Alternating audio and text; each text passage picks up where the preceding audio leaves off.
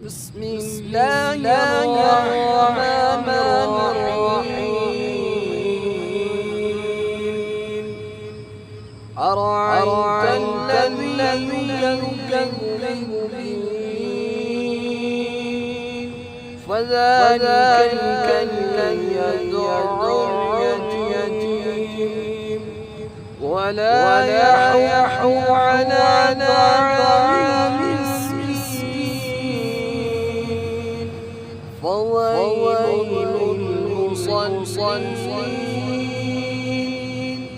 الذين هم عن صلاتهم ساهون